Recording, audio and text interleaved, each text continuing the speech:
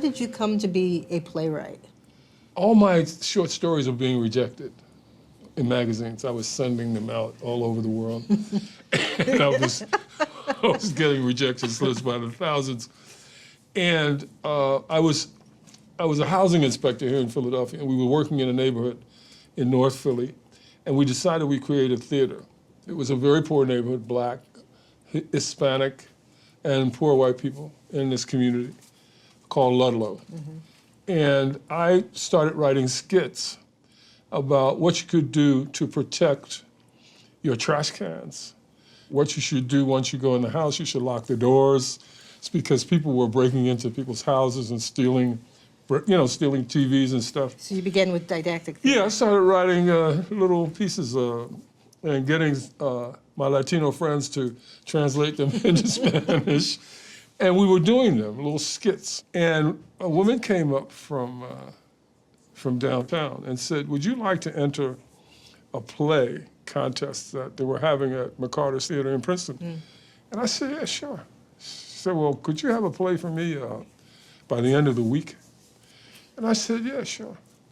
And I wrote a play, and it was chosen. It was called The Perfect Party. And it was directed by John Lithgow's father. Do you remember what it was about? Yeah, it was about a group of interracial couples who had been watching the news, because this was in the early, it's kind of like mid-60s. And they decided that they would go and support the civil rights movement. Got terrible reviews, awful reviews, but what it did was it sort of springboarded me into New York. Because the play was picked up by a group in New York, and it was done at a small theater on 2nd Avenue and 10th Street. And I met Douglas Turner Ward of the Negro Ensemble Company in this deli. And he said, if you want to, you could submit a play. And so this is Douglas Turner Ward, who became one of your principal collaborators. Yeah, he was. And so I said, if I write something that I think is good enough, I'll send it to you. It took about a year and a half before I sent him anything. I was so scared that he wouldn't like what I would send him, so I waited for a long time. And I wrote a play called In the Deepest Part of Sleep about an incestuous family relationship. And they did it.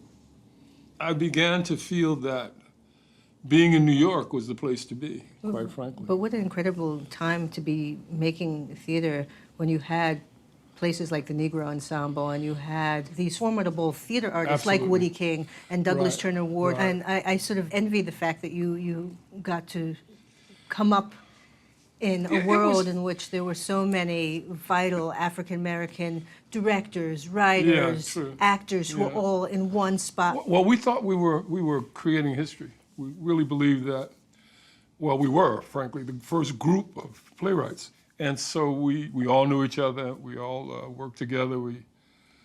Some of us liked each other, some of us didn't. But it was a family in a strange kind of way.